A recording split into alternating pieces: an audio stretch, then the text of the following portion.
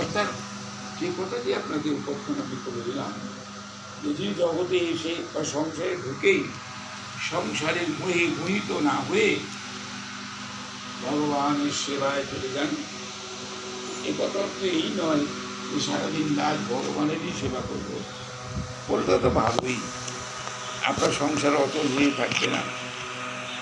যে সংসারের জন্য আমরা এতটা সময় দিচ্ছি, সংসারে শেষ নেই। সব কিছু বুঝি কিন্তু সংসারের মোহ ত্যাগ করতে পারি না, কৃষ্ণ কথায় যেতে পারি না, মঠ মন্দিরে কত পাঠ কীর্তন হয় সেখানে যেতে পারি না, কারণ সংসারে এত ব্যস্ততা। একদিন তো সব ছেড়ে চলে যেতে হবে, একদিন সব ছেড়ে চলে যেতে হবে। তখন তো তারপরে ভাববেন না আমার সংসারটা আমি ফিরে দিয়ে আসলাম কীভাবে চলবে। আমি তো এই সংসারটা ফিরে দিয়ে আসলাম, যাদের নিয়েছিলাম তারা কিভাবে চলবে, কেমন করে চলবে, সে কিন্তু তখন আর ভাববে না। সেটা আরেক আনন্দ লোকে চলে গেছে, যেখানে যাক কর্মফল আবার জন্ম নিতে হবে। যিনি এই জগতে এসে সংসারে প্রবেশ করেই সংসারের সার, যিনি গোবিন্দের সেবাদ পদ সেবা করে যান, তার প্রারব্ধ ভোগ করতে হয় না, তার কোনো দুঃখ কষ্ট জ্বালা যন্ত্রণা কিছুই ভোগ করতে হয় না, কারণ তিনি কৃষ্ণ সেবার মধ্যে ডুবে আছেন। গোবিন্দের সেবা করলে আবার সব অপরাধ পাপ টাপ সব দূরীভূত হয়ে যায়, কিচ্ছু থাকে না। কিন্তু সেই অনুরাগটা তো আসে না। সে আসে কখন? যখন মৃত্যুর মুখোমুখি হই। যখন আমরা মৃত্যুর মুখোমুখি হব, তখন আমরা গোবিন্দের কথা চিন্তা করব, তার কথা ভাববো, তার অনুযায়ী হোক কিছু করবো ধর্ম। কারো করবো এই কারণের জন্য যে আমার যে আবার জন্ম নিতে হবে, আবার নিকৃষ্ট দেখা যদি জন্ম নিতে হয়, ভোগ করতে হবে, ভোগ করতে হবে। ভাগবত এবং গীতা একটাই কথাই বলছে। ভাগবতের একাদশ স্কন্ধের পঞ্চম অধ্যায়ের 3য় শ্লোকে বলছেন, জয়েশাং পুরুষং সাক্ষাৎ আত্মপ্রভরীশ্বরম ন ভজন্তি অবজানন্তি স্থানাৎ ভ্রষ্টা পতন্তি হত। অর্থাৎ তিনি জগতে এসে ভগবানকে জানতে চাইলেন না, ভগবত তত্ত্ববিহীন অবস্থায় চলে গেলেন, ভগবানকে সেবা করলেন না, তার কি হবে? পতন্তি অধক, তার নিচ নিম্ন গতি হবে। ঠিক এই কথাটাই গীতায় খুব শ্রদ্ধায় বলছেন যে আমি আমার চরণ বিমুখ অভক্তকে কৃমি কীটাদি নিকৃষ্ট দূরতে ফেলে দেব। গীতাবাদ বলছে আমি কৃমি কীটাদি নিকৃষ্ট, কারণ আমাদের 84 লক্ষ বার জন্ম নিতে হয়, 84 লক্ষ জন্ম নিতে হয়, তারপরে শেষ জন্ম হইল মানব। এর আগে অনেক জন্ম, 9 লক্ষ জলচর, 11 লক্ষ পশু, 10 লক্ষ কীট, 30 লক্ষ পশু, 20 লক্ষ স্থাবর, 4 লক্ষ বানর, তারপরে হলো মানব জন্ম। এই 84 লক্ষ। এই 84 যদি সনাতন ধর্মকে আমি জানি, হিন্দু ধর্ম, তাহলে এই 84 লক্ষ জনই ভেদ করে আসতে হবে, আবার মানব জন্ম পাবো। সে কত যুগ যুগান্তর পার হয়ে যাবে। আর যারা ভাবেন এই দুর্লভ মানব জন্ম কৃষ্ণ সেবার জন্য আসছি, প্রভু বন্ধু সুন্দর বলছিলেন তার চরণাশ্রিত এক বাল্যলীলার খেলার সাথী, নিস্তারিণী দেবী ছিল তার নাম, তাকে নিচু নিচু বলে ডাকতেন, খেলার সাথী তো। একদিন তাকে ডেকেছেন, ডেকে বলছেন, নিচুরে নিজের কাজ নিজে করে যাও, মানব জন্ম পাপের জন্য নয়, কৃষ্ণ সেবার জন্য। মানব জন্ম পাপের জন্য নয়, কৃষ্ণ সেবার জন্য। হরিনাম কর, নিজে না করলে উদ্ধার পাবি না, প্রভু মহাবীর সুন্দর বর্ণনা করেন। আপনি যদি নিজে না করেন, ভাবেন আমার জন্য ছেলে করে দেবে, নাতি নাতকুর করে দেবে, অন্য করে, ওটা একটা ভুল।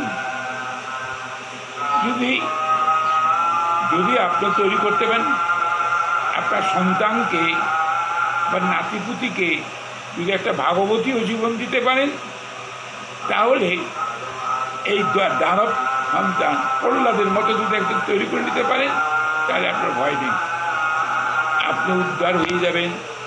আপনার বংশ পরম্পরায় সব উদ্ধার হয়ে যাবে, যে তৈরি করতে পারেন। আর তা না হলে পরে উদ্ধার হতে পারবেন না। আপনার উদ্ধারের কাজ নিজেই করতে হবে। সেই উদ্ধারটাই একমাত্র গোবিন্দের চরণ সেবা করা, নাম গুণাগুণ কীর্তন করা, ভাগবত শ্রবণ করা, ভক্ত সঙ্গ করা। কারণ শুদ্ধ নিষ্কিঞ্চন ভক্তের সঙ্গ না করলে পরে আপনার সংসারের মায়া মোহ ত্যাগ করতে পারবেন। এই যে সংসারের মধ্যে এতটা আসক্ত হয়ে রয়েছেন, মোহিত হয়ে গেছেন, এ যাবে না, এ কিছুতেই যাবে না। যেমন কঠিন রোগ হলে একজন স্পেশালিস্ট ডাক্তারকে ডাকেন, তার কাছে যান রোগমুক্তির জন্য, হয়তো হতে পারে বা নাও হতে পারে, প্রভুর ইচ্ছা। এইরকম আপনার এই সংসারে মোহ মুক্তির একমাত্র আশ্রয়স্থান হল একজন নিষ্কিঞ্চন কৃষ্ণ ভক্ত, যে কারো কাছে কিছু চায় না, দিলেও নিতে চায় না, সম্পূর্ণ নিরাসক্ত।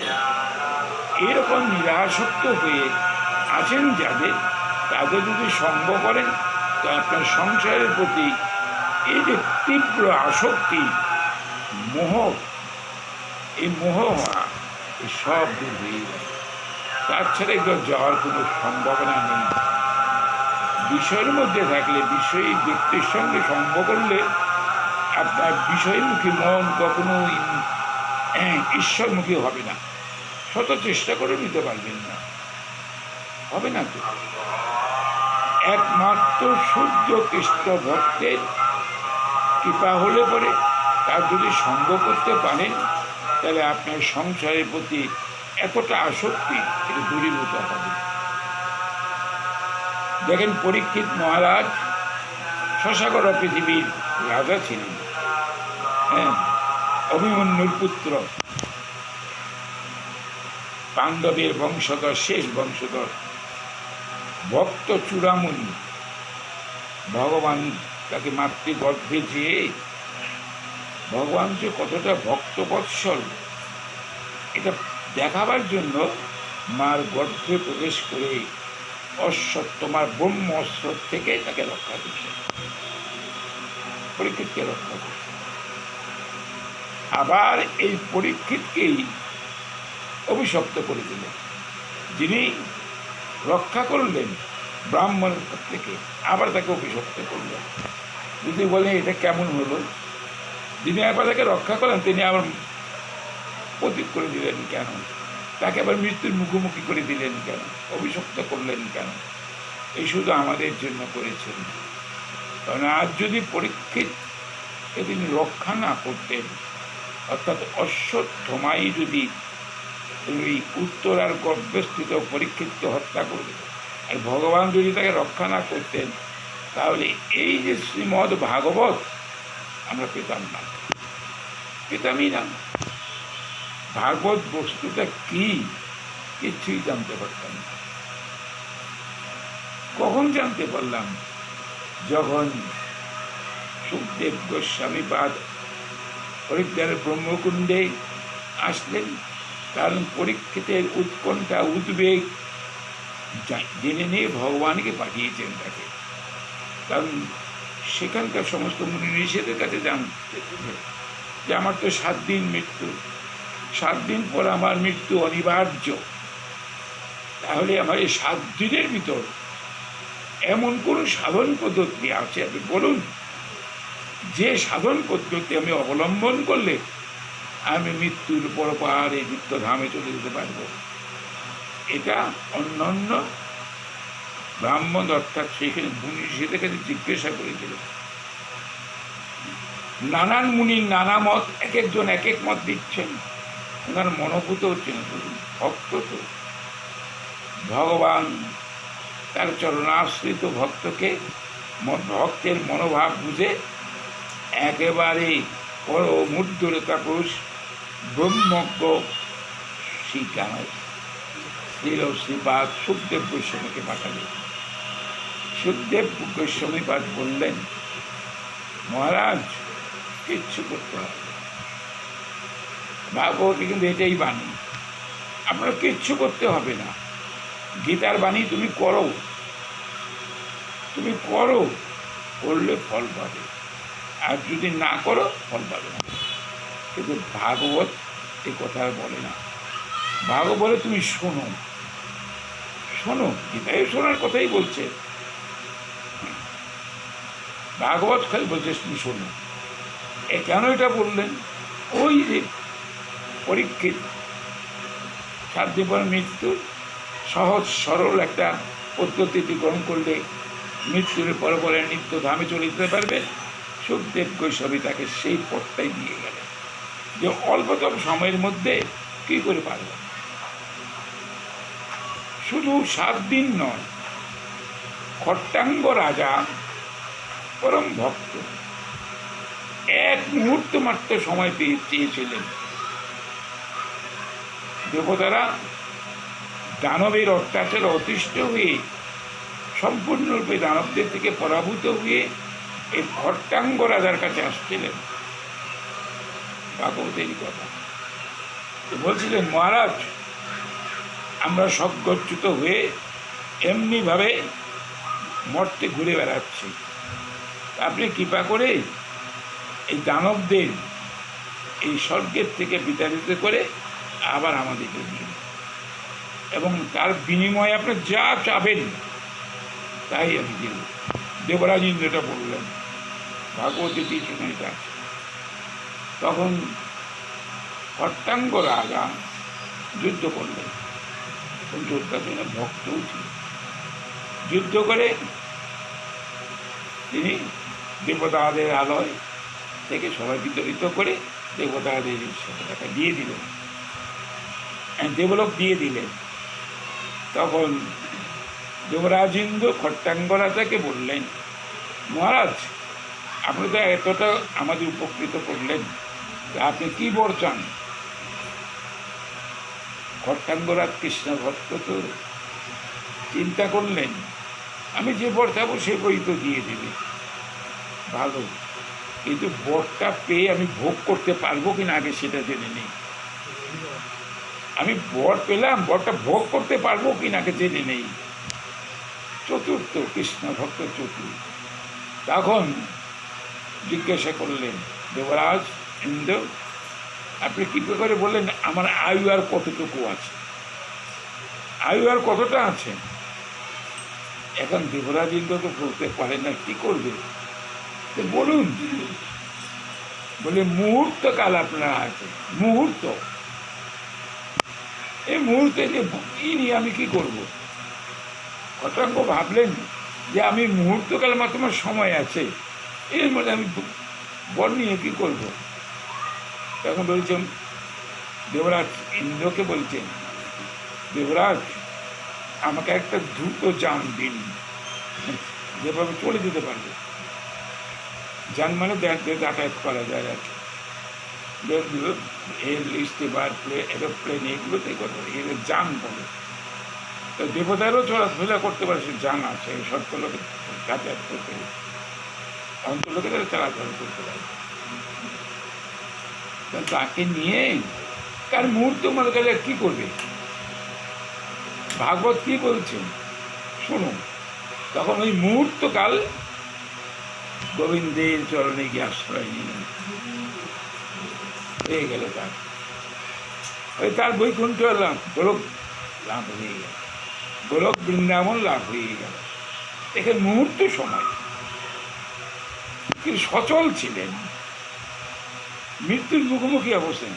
মৃত্যুর সময় শুনে কিছু লাভ হবে না, তবুও যদি শুনতে পারেন, কেউ যদি কোনো ভাগবতকার আপনাকে শোনায়, গীতাই বলুন, ভাগবতী বলুন, চৈতন্য চরিতম, যদিও আপনার মুমূর্ষুতে জ্ঞান থাকে, শ্রবণ ইন্দ্রিয় সজাগ থাকে, দৃষ্টিশক্তি ঠিক থাকে, তখন যদি কেউ শোনায় আপনাকে, আপনি তো মুমূর্ষু চলে যাবেন, আর আপনি যদি শুনতে পারেন আপনি মুক্তি পেয়ে যাবেন, মুক্তি পেয়ে যাবেন। অর্থাৎ আপনার জন্ম মৃত্যু প্রবাহের থেকে চিরকাল বের হয়ে গেল, আর জন্ম হতে হবে না, আপনার মৃত্যু হতে হবে। জন্ম যেমন কষ্টকর, 10 মাস 10 দিন মাতৃগর্ভে থাকতে হয় অন্ধকার কূপে, আমার মৃত্যু ততোধিক কষ্টকর, মৃত্যু কোন ততোধিক কষ্টকর। দেখেন, আমি বললাম মৃত্যু মানে মরে গেলে বাঁচি, মানে মরার পরও বাঁচতে চাই, মানুষ বাঁচতেই চায়, মরতে চায়, লাইফ সাপোর্ট দিয়ে রেখে দেয়। মরে গেছে তো লাইফ সাপোর্ট দিয়ে রাখে, টাকা আছে, কিছু লাভ নেই, মৃত্যু অবশ্য হবে। অতএব মৃত্যু যদি হয় যে না জন্ম নিতে না হয়, গীতার ভাষ্যে বলেছেন দেখো তোমার মৃত্যু আর হবে না, আমাকে সেবা কর, আমাকে পা, আমাকে পেলে আর তোমাকে জগতে আসতে হবে না, আমাকে পেলে আর কখনো আসতে হবে না। ব্রহ্ম ভ্রমণাৎ লোকা পুনঃ আবর্তিন অর্জুন মামুপৈত্য কন্তু পুনর্জন্ম ন বিদ্যতে, আমাকে পেলে তোমার আর পুনর্জন্ম হবে না। জগতে কষ্ট পেতে হবে, যতবার জগতে আসবেন, যদি আসে 84 লক্ষ জনের পর এসে দুঃখ কষ্ট, এই জগৎটা কিন্তু সুখের না, এই জগৎটা সুখের না। আমরা ভাবি জগৎটা কত আনন্দময় সুখময়, এটা ভাবি, আদৌ কিন্তু সুখ নেই। জড়জগতে কোনো বস্তুর মাধ্যমেই আপনি সুখ শান্তি কিছু আশা করতে পারেন না, পুরোটাই আশা করতে পারেন, হবেও না। অর্জুনকে উপলক্ষ করে বলছেন, অর্জুন তুমি অনিত্য সংসারে আসছ, অনিত্য বস্তু সম্বন্ধ করছো, তুমি কিন্তু এখানে সুখ আশা করতেছ, সুখ পাবে না। তাহলে আমি হলাম সুখদাতা, তাহলে কি করতে হবে জানো, আমাকে সেবা করো, ভজন মানে সেবা, আমাকে সেবা করলে তুমি সুখ পাবে। দ্বিতীয় অধ্যায় একটা শ্লোকে আছে, বিহায় কামান জ সর্বান উমাস চরৌতি নিষ্প্রিয় শান্তি মতি গচ্ছতি, সে শান্তি পাবে। এ সমস্ত আশা আকাঙ্ক্ষা সব ত্যাগ করে আমার চরণে ভজন সেবায় নিরত রয়েছে, সেই শান্তি পাবে। অনাবিল শান্তি। অর্থ কখনো মানুষকে শান্তি দিতে পারে না, যার কোটি কোটি সম্পদ আছে সেই সম্পদ দিতে শান্তি পেত। আমি তাকে জিজ্ঞাসা করবেন গিয়ে যে আচ্ছা আপনি তো কোটিপতি, কত টাকা আপনার, আপনাকে শান্তি পাচ্ছেন, সুখ পাচ্ছেন, দেবেন, আপনি উত্তরটা দেবেন যে না, তার কোনো না কোনো মানসিক অশান্তি আছে, টাকা তাকে সুখ দিতে পারে না, বরঞ্চ টাকা তাকে বিষয়ের মধ্যে ডুবিয়ে রেখে দেবে। যদি কোনো অর্থ ছাড়া পড়তে হয়, কখনো অর্থের প্রয়োজন আছে ঠিকই, কতটুকু অর্থের প্রয়োজন আছে, নেই আমি কথা বলবো না, আছে কতটুকু। চৈতন্য চরিতামৃতে বলছেন দেখুন, যাবৎ নির্বাহ পরিগ্রহ, যেটুকু অর্জন করলে তোমার এই ভজনের জীবনটা সুন্দরভাবে চলে যাবে, তুমি সেটুকু করো, বাকিটুকু ভগবত সেবায় থাকো। ভাগবত তাই বলছে, স্বয়ম্ভু মনু, প্রথম যে মনু, তার স্ত্রীর নাম শতরূপা, যেমন মুসলিমদের বলে না প্রথম পুরুষকে নারীকে, প্রথম পুরুষকে, আমাদেরও কিন্তু আছে, বিবি হাওয়া ওদের বলছে নারী, আমাদেরও আছে এই স্বয়ম্ভু মনু প্রথম, আর শতরূপা এর কাছ থেকেই চলে আসে, এই প্রথম তারা। এই স্বয়ম্ভু মনু তার ভক্তদের বলছে যে দেখো, অর্থের পিছিয়ে ঘুরো না, বা অন্য বেশি আয় করতেছে আমি একটু বেশি আয় করে এই চিন্তা করো না, ভগবান কৃপা করে যাকে যা দিয়েছে সেইটুকু নিয়ে সন্তুষ্ট থাকো, সেইটুকু নিয়ে সন্তুষ্ট থেকে ভগবত সেবা করো। ভাগবতের সপ্তম স্কন্ধে বলছেন, যুধিষ্ঠির মহারাজ দেবশ্রী নারদকে বলছেন সংসার ধর্ম সম্বন্ধে। সেটাকে দেখছি লোক আছে একটা, যুধিষ্ঠির মহারাজকে বলছে, মহারাজ শুনুন, যারা প্রয়োজনের অতিরিক্ত সম্পদ সঞ্চয় করে তারা চোর। একে ভাগবতে পরিষ্কার করতেছে, তারা শাস্তি পাওয়ার যোগ্য। প্রয়োজনীয় অতিরিক্ত, এটা একটা কারণও আছে। দেখেন, আমি সারা জীবন কষ্ট করলে একটা 10 তলা ইমারত করে গেলেন, বিরাট সম্পদ রেখে গেলেন। আপনাকে তো মনে রাখতে হবে, আমি চলে যাব, থাকতে তো পারবো না, চিরকাল এই ইমারত দিয়ে সুখে শান্তি থাকতে পারবো, আমি চলে যাব। আপনি চলে গেলেন, তারপরে কি হলো? আপনার এই মহামূল্য সম্পদ আপনি যাতে রেখে গেলেন মানুষ করতে পারেননি, সব সব লুটপাট করে শেষ করে দিল। কারণ সৎপুত্র কখনো হয় যখন পিতার সম্পদ বর্ধিত করে, যা বাবা দিয়ে গেছেন তাকে বাঁচিয়ে রাখে। আর অসৎপুত্র বলে যে জাগতিক দৃষ্টিতে কথা বলছি, যে নাকি বাবার সম্পদ নষ্ট করে দিল, রাখে না কিছু, এই হবে। শাস্ত্র বলছেন, তুমি তোমার সন্তানকে তৈরি করো, ভাগবতীয় জীবন একটা দান করো, ভগবানের চরণ আশ্রয় করো। সে ধর্ম বুঝুক, আত্মতত্ত্ব ভগবত তত্ত্ব বুঝুক, জীবন সম্বন্ধে একটা জ্ঞান আসুক, তারপর তুমি সম্পদ রেখে যাও, কাজের কাজ হবে, ব্যবসার কিছু হবে। আপনি তো চলেই গেলেন, আর তো কোনোদিন আসবেন না, এই সম্পদ কী হবে করে থাক। আর যদি সেরকম সন্তান তৈরি করতে পারেন, একজন কৃষ্ণ ভক্ত বৈষ্ণব, আপনার সম্পদ আরো বাড়িয়ে যাবে, আরো বৃদ্ধি করবে, না হলে শেষ হয়ে যাবে, এটাই হবে। সেখানে বলছেন যে মহারাজ, যারা প্রয়োজনের অতিরিক্ত অর্থ সম্পদ সংগ্রহ করে তারা চোর, তারা শাস্তি পাওয়ার যোগ্য।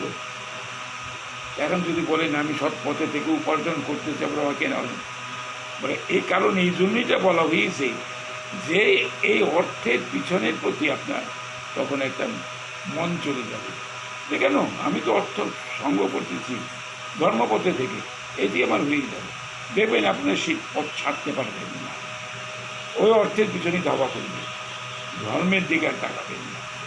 ধর্ম তো একটা আছে, স্বীকার করুন বা না করুন, ধর্মই হলো কৃষ্ণ, ধর্মই হলো কৃষ্ণ।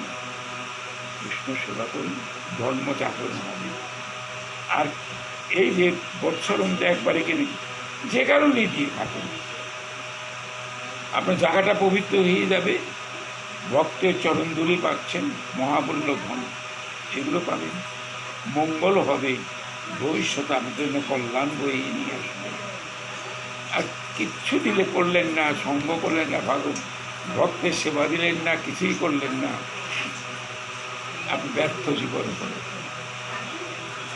ভাগবতের সপ্তম স্কন্ধে 4th অধ্যায়ে প্রহ্লাদ মহারাজ, তার বয়স্ক প্রহ্লাদ তো 5 বছরের, আর তার যে সমস্ত সঙ্গী সাথী 3 বছর 4 বছর এরকম, এটা তো খেলা, সব খেলাগুলো বেড়াবে। তখন প্রহ্লাদ মহারাজ বলছিলেন, ভাই শোনো, খেলাধুলা ত্যাগ করে এসো আমরা হরিকথা শুনি। বলে হরিকথা শোনার সময় আমাদের পরে হবে। ওই বাচ্চাগুলো বলতেছে, দানবের সন্তান তো, আমাদের অনেক সময় আছে, পরিণত বয়সে করবো। আমরা কিন্তু অনেক সময় বলি যে কেবল সংসারে আসছি, এখন কৃষ্ণ কথা শুনবো, ধর্ম করবো, কি হোক, ছেলে পেলে হোক, ছেলে পেলে হোলা পড়াবা করে দেখলে নাতিপুতি হোক, তারপরে বলবেন নাতিপুতি হোক, তখন করবেন। মানে এই নাতিপুতি হতে হতে আপনি পেয়ে যাবেন, আর হবে না। সেই জন্যই আগের থেকেই করতে হবে, করলে পরেই তখন প্রহ্লাদ বলছিলেন, তো শ্লোক আছে, কৌমারং আচরেত প্রাজ্ঞ ভাগবতানি ইহ দুর্লভম মনুষ্য জনম তদবি অধ্রুবন অর্থদম। এই শ্লোকটা বলছিলেন। অর্থটা হলো এই, প্রহ্লাদ তাকে বললেন যে ভাই, তুমি বলছো যে আমি বড় হলে পরিণত বয়সে আমি হরিকে ভজন করব, ভালো কথা। তুমি যদি এতটা পর্যন্ত বাঁচতে না পারো, তার আগে যদি চলে যাও, তাহলে কি করে হরি ভজন করবে? পারবে? পারবে না। আবার একটা বলছেন যে দেখো, শোনো, এই ছোটকাল থেকে যদি শ্রীহরিকে ভজন করা যায়, একটা গুণ আছে।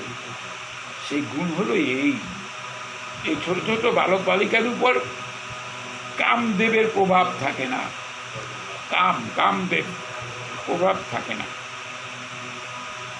নিষ্কামভাবে ভগবত ভজন করতে পারবে। একটু বয়স হইলে পরে তখন কামনা বাসনা দগ্ধ দ্বীপ কামের দ্বারা অভিভূত হয়ে থাকে। তখন আপনার সবচেয়ে বড় অন্তরা হবে কাম, সবচেয়ে বড় শত্রু হবে এই কাম, ভজন করতে দেবে না। কিন্তু ছোটকালে অনায়াসে করতে পারবে। এই প্রহ্লাদ, ধ্রুব, দেখেন এরা ছোটকালেই করে। এগুলো একটা উপমা ভাগবতী দিয়ে গেছে যে ছোটকাল থেকে কৃষ্ণ ভক্ত। এই জন্য প্রত্যেকটি মার উচিত তার শিশু সন্তানকে কৃষ্ণোন্মুখী করে দাও। তিনি নিজে ভজন করবেন, ভগবত সে ভজন কথা হলে সেবা করা।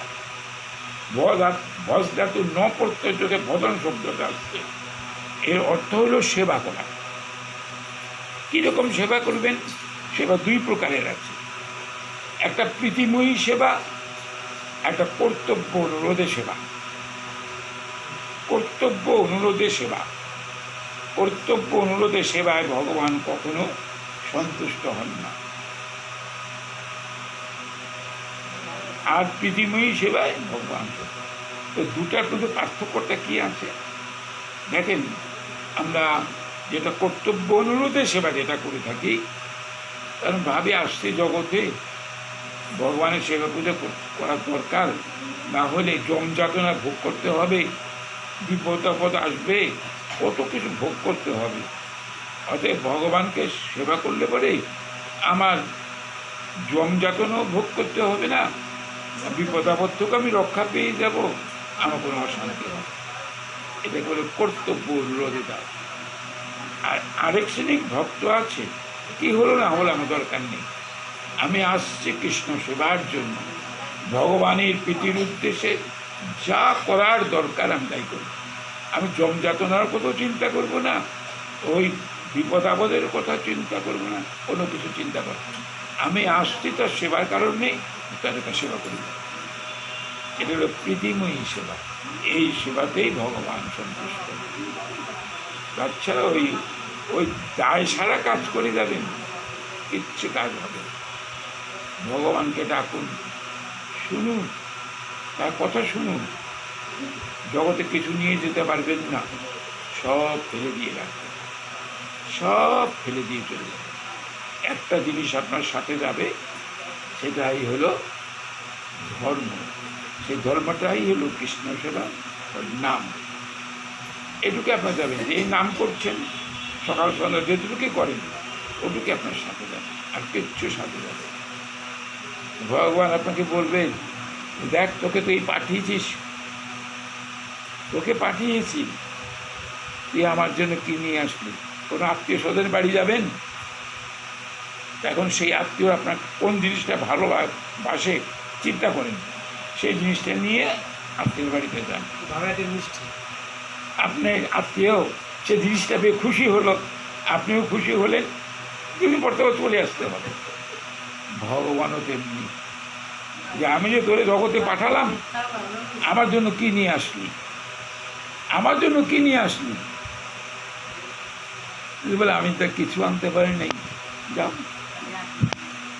আর যদি বলে, এ প্রভু আমি তো এমন কিছু করতে পারিনি, আমি একটা ইতিহাস আপনাকে বলবো না, তুমি আমাকে পাঠিয়েছ, ভক্ত সঙ্গে কিছু সময়ের জন্য তোমার কথা শুনেছি, পার করে দেবে, পার করে দেবে। এক ধনী ব্যক্তি, 3টা ছেলে ছিল, 3টা ছেলে, বড়, মেজো, ছোট। বাবা সব সম্পত্তি ভাগ করে দিচ্ছে, প্রত্যেক ছেলেকেই সমভাবে ভাগ করে দিয়েছে।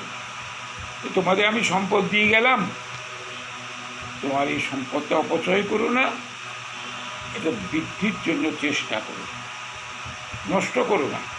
এই বলে বাবা তীর্থে ঘুরতে গেলেন। তীর্থে ঘুরে এর বাবাজি মহারাজ ঘুরে অনেক দিন পর আবার আসছে। কেন আসছেন? যে আমি যে আমার সন্তানদের সম্পদটা দিয়ে আসলাম, সে সম্পদ কী করল?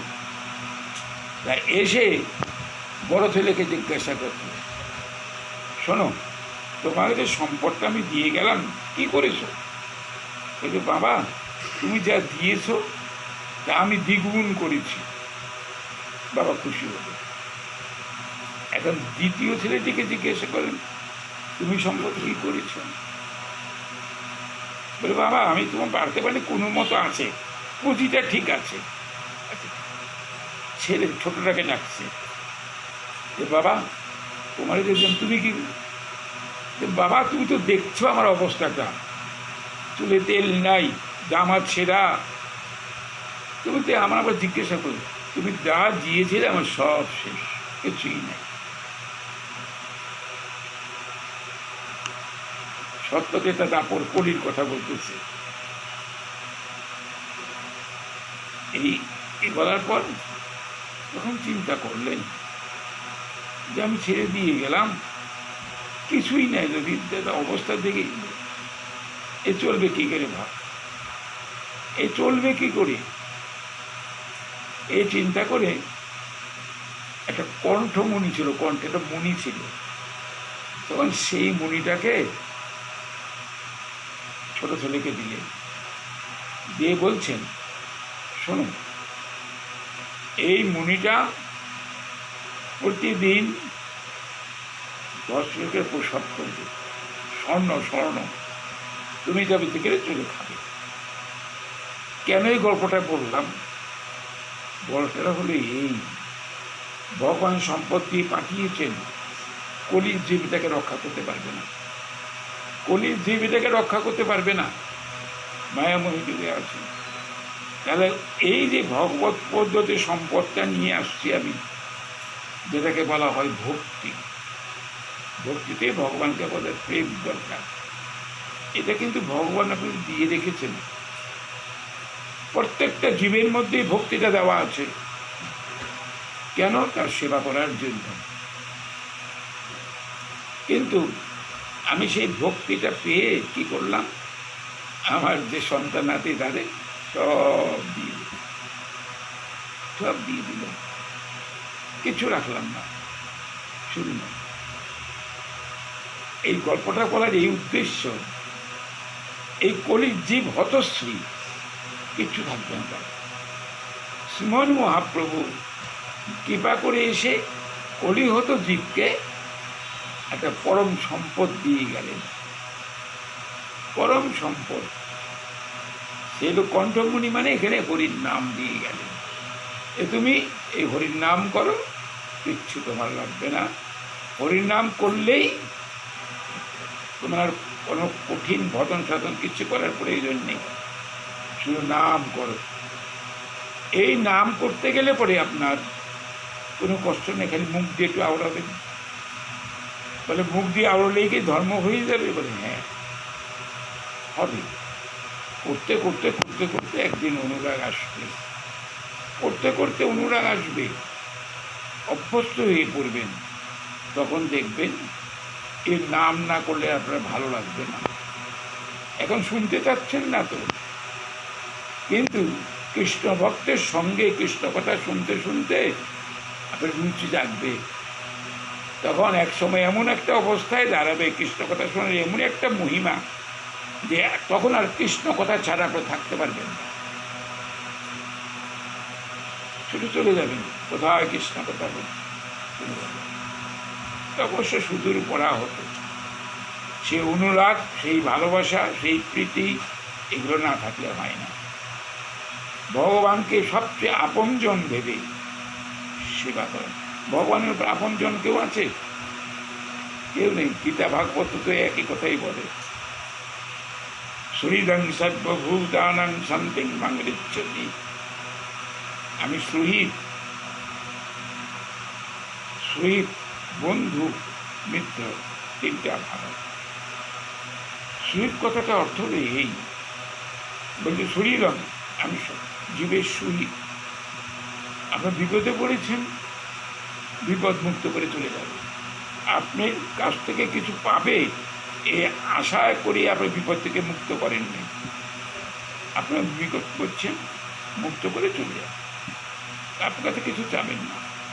ভগবান হতেন সুহৃদ, বিপদে রাখবেন, এসে আপনাকে মুক্ত করে দিয়ে যাবেন, বিনিময়ে আপনার কাছে কিছু চাবেন, তুমি এটা করবেন। তবে সেটা হয়তো একবার, দ্বিতীয়বার পাবেন না। ভগবানকে ডাকলেই, ভগবানকে সেবা করলেই আপনি সুখে থাকতে পারবেন, শান্তিতে থাকবেন, নীরব থাকতে পারবেন, ব্যাধিহীন অবস্থায় থাকতে পারবেন, অমঙ্গল আসতে পারবে না। যারা ভগবানের সকাল সন্ধ্যাটি নাম করেন, ভাগবতের 3য় স্কন্ধে একটা আছে শ্লোক, বাবা বিশ্বনাথ ভোলানাথ সন্ধ্যাবেলা বিষব বাহনে ষাঁড়ের উপর চড়ে আসেন, প্রত্যেকটি গৃহে আসেন। আমরা চোখে দেখতে পাই, চোখ তো নেই, ভাগবতের কথা বলছি। এসে দেখেন যে জীব কি করছে। যে জীবটি সন্ধ্যাবেলা সমস্ত কর্ম ত্যাগ করে ভগবত কর্মে চলে যান, ভগবানের নাম গুণাগুণ তিনি তার সেবা করেন, সবাইকে নিয়ে বসে ভগবান ভোলানাথ তাকে আশীর্বাদ করে দেন, আশীর্বাদ করে দেন। আর যে গিরি দেখেন টিভি নিয়ে বসে আছেন বা খাওয়া দাওয়ার নিয়ে ব্যস্ত আছেন, হরির নাম কিচ্ছু করেন না, সে জায়গায় ভূত পেতের উৎপাত দিয়ে যাবে। ভাগবতের কথা, এ আমার বানানো কথা না, ভূত পেতের উৎপাত দিয়ে যাবে। কল্পনা এটা, কিন্তু এখানে ভূত পেত কথাটা হলে আপনি অশান্তির সৃষ্টি করে দিয়ে শান্তি পাবেন। সংসার নানা রকম দুঃখ কষ্ট রোগ শোক এইগুলো দিয়ে আপনার জর্জরিত হয়ে যাবে। কৃষ্ণ কথা শুনুন, গোবিন্দকে স্মরণ করুন, তাকে স্মরণ করুন, তার সেবা পুজো করুন। ভগবান এমন কথা বলে নাই যে সংসার ত্যাগ করে তুমি আমাকে সারাদিন নিয়ে থাকো। আপনি কাজ, দুটো কর্তব্য নিয়ে আমরা জগতে আসছি, একটা হলো সাধারণ কর্তব্য, আর একটা হলো অবশ্য কর্তব্য। সাধারণ কর্তব্য না করলে আপনার কিছু আসতে যাবে না, কিন্তু অবশ্য কর্তব্যটা যদি আপনি না করেন আপনাকে ভোগ করতে হবে। সেই অবশ্য কর্তব্যটাই হলো ভগবানের সেবা। আর আরেকটা কর্তব্য হলো যে সাধারণ ওই স্ত্রী পুত্র পরিবার পরিজনের সেবা, তাদের সুখ স্বাচ্ছন্দ্য বিধান করা, এটা একটা কর্তব্য। সাধারণ না করলে হয়তো একটু কষ্ট পাবেন বা আপনার দুটো কথা শুনতে হবে যে স্বামী যেভাবে উপার্জন করতে পারে না, উপার্জন করতে পারে না, দুঃখ কষ্টে জীবন যায়, তখন স্বাভাবিকভাবে সে উৎপীড়িত হবে। কিন্তু যে স্বামী উপার্জন করে তখন সে সুখী শান্তি। সুদমা বিপ্র বলে একজন তারকার একজন ছিলেন, এই বলে আমি বিশ্রাম। সুদমা বিপ্র ব্রাহ্মণ, ভগবানের সাথে শান্তিপুনির আশ্রমে গুরু, ভগবানের গুরু, তিনি জগৎগুরু, তার গুরু হলো শান্তিপুনি মুনি। সেই মুনি আছে ব্রহ্মচর্য অবলম্বন করতে হয় 30 বছর। সুদমা বিপ্র আর কৃষ্ণ একসাথে সেই গুরুদেবের কাছে শিক্ষা নিচ্ছেন, গুরু যা করতেছেন তাই করে যাচ্ছেন, সব কর্মই করছেন। পরবর্তীকালে যখন এই ব্রহ্মচর্য সমাপন হলো, গুরুর দক্ষিণা দিয়ে, ইতিহাস অনেক বড়, চলে গেলেন সুদামা বিপ্র, চলে আসলেন ভগবান দ্বারকায় চলে গেলেন। এখন সুদামা বিপ্র এত দরিদ্র, ছেঁড়া কাপড় পরে, ভিক্ষা শিক্ষা করে যেটুকু পায় তাতেই, ভিক্ষা করে যেটুকু পায়, যা ভগবানের সখা, যে ভগবান কাছে কিচ্ছু চায় না, চাইলে তো পায়। কিন্তু স্ত্রী বিয়ে করেছেন, তো স্ত্রী এত কষ্ট করবেন কেন? সুদামা বিপ্র ভিক্ষা করে যেটুকু দিয়েছে, রান্না করে ভগবানকে সেবা দিয়ে সেই প্রসাদ স্বামীকেই খাওয়ায়, না খেয়ে থাকে। দীর্ঘকাল এইভাবে অনাহারে থেকে থেকে একদিন স্বামীকে বলছেন যে, দেখো, দ্বারকার অধিপতি ভগবান শ্রীকৃষ্ণ তোমার সখা, তুমি তার কাছে যাও, তার কাছে যেয়ে তোমার এই অভাব প্রশমিত করে তার কাছ থেকে স্বাচ্ছন্দ্য তুমি কামনা করো, অর্থ চাও। এখন সুদামা বিপ্র বলছেন যে, দেখো, আমি তো সখার কাছে যাব, কি নিয়ে যাব? তো ঠিক আছে, কি নিয়ে দেবে? আচ্ছা ঠিক আছে। প্রতিবেশীর কাছ থেকে ভিক্ষা করে চিড়া নিয়ে গেলেন, চিড়া। তারপরে এর মধ্যে টোপলা করে চিড়া দিল, যে যাও, দ্বারকার অধিপতি তোমার সখাকে দিয়ে দিল চিড়া। সুদামা নিয়ে গেছেন, নিয়ে দ্বারকার ঐশ্বর্য দেখে স্তম্ভিত হয়ে গেছে। এত ঐশ্বর্য! রুক্মিণী ভগবানের সেবা করছেন, ওই চিড়াটা আর দিতে পারেনি, লজ্জায় সংকোচে দেয়নি। ভগবান অন্তর্যামী পরম গুরু জানে তো যে সখা কি জন্য আসছে। তো সখাকে আগেই তো জানেন যে খুব কষ্ট, তখন দিলেন না কেন? উত্তরটা হলো এই, সখাটা আমার কাছে কিছু চায় না, জাগতিক সম্পদ তো চায় না, আমি দেবো কেন? আমি কেন দেব? ঠিক এই কথাটাকেই চৈতন্য চরিতামৃতে বলছেন যে, অন্য কামি করে যদি কৃষ্ণের ভজন, অন্য কামনা করে কৃষ্ণকে যাতে কৃষ্ণের কাছে এলে পরেই আমার কামনাগুলো সব পূর্ণ হবে। অন্য কামি করে যদি কৃষ্ণের ভজন, কৃষ্ণ না মাগিতেই দেন সচরণ। কৃষ্ণ কহে আমায় ভজে মাগে বিষয় সুখ, এ তো মূর্খ। আমি বিজ্ঞ তারে কেন বিষয় দিব, সচরণামৃত দিয়ে বিষয় এগুলো, আমি বিষয় দিয়ে তার বিষয় ডুবে যাবে। আসছে তো আমার চরণ ভজন করার জন্য, তার আমি বিষয় দেব কেন? আমি তাকে চরণ সেবার অধিকার দিই। এর ভক্ত যদি বলে, ঠাকুর তোমার কাছে এটা চাইলাম, তুমি দেখলে আরেকটা, ভম বুঝি শুনি, এই জন্য শুধু আমার কাছে দেয়নি। পরে দিন বলেন, কেন দিলেন? তার সখী অর্থাৎ সুদামা বিপ্রের স্ত্রী এত দুঃখ কষ্ট করতে অসহ্য হয়ে পাঠিয়েছে, যাও। তখন ভগবান এতটা যেও কিন্তু সুদামা বিপ্রের থেকে নিয়ে চিড়া এক মুঠ খেয়ে ফেলছিল, কাঁচা চিড়া খান।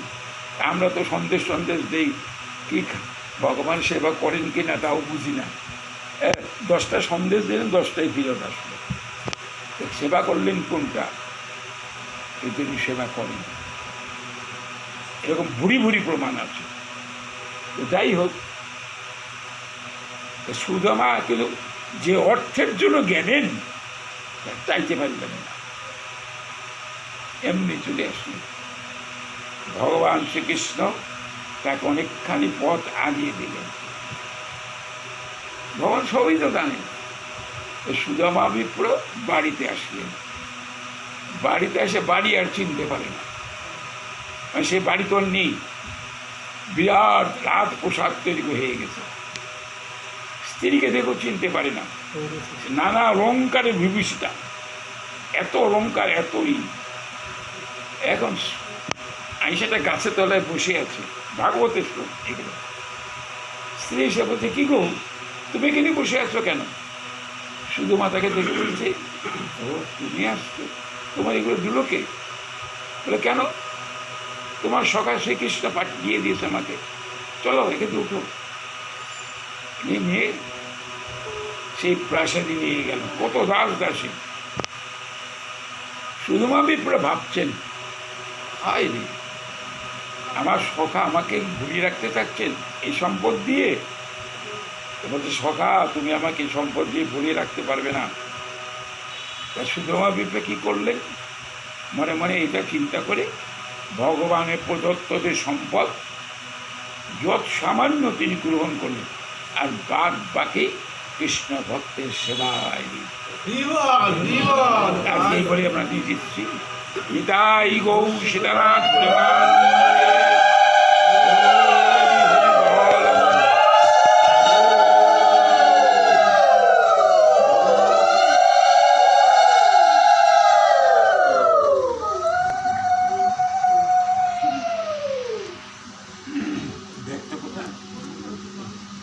আচ্ছা